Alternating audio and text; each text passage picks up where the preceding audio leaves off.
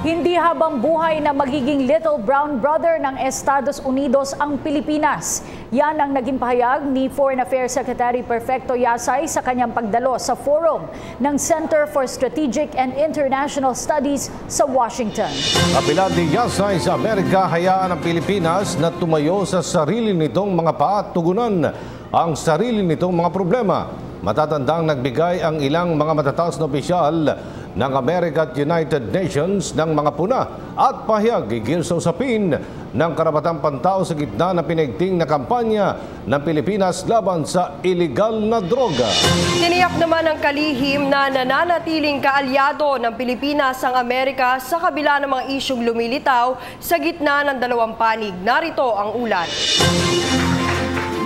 Muling tiniyak ni Foreign Affairs Secretary Perfecto Yasay na nananatiling kaalyado ng Estados Unidos ang Pilipinas sa kabila ng mga nabitawang maaanghang na pahayag ni Pangulong Rodrigo Duterte laban sa kanyang counterpart na si Barack Obama dahil sa usapin ng karapatang pantao sa gitna ng pinaigting na kampanya ng pamahalaan kontra droga. Ayon kay Yasay, nais lamang bigyan diin ng Pangulo ang pagiging isang independenteng bansa ng Pilipinas.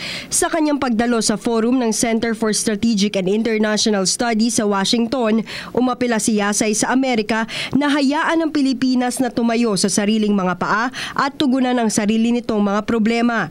Ani Yasay, hindi habang buhay na magiging little brown brother ng US ang Pilipinas. We cannot forever be the little brown brothers of America.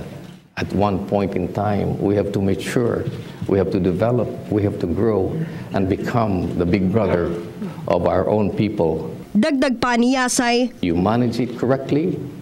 You do not go to the Philippines and say, I'm going to give you something. I'm going to help you develop. I'm going to help you grow. But these are the checklists that you must comply with. We will lecture you on human rights.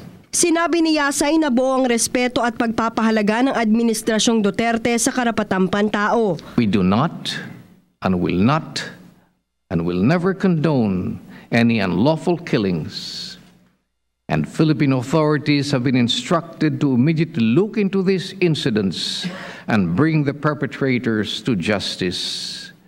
In the book of President Duterte and in my book, extrajudicial killing has no place in our society. Nasa Estados Unidos ngayon si Yasay para dumalo sa ilang pagtitipon at talakayin ng foreign policy sa ilalim ng pamumuno ni Pangulong Duterte. Para sa PTV News, Ria Fernandez. Ako po si Cathy San Gabriel. Subscribe na sa PTV YouTube channel. I-click lang po ang subscribe button.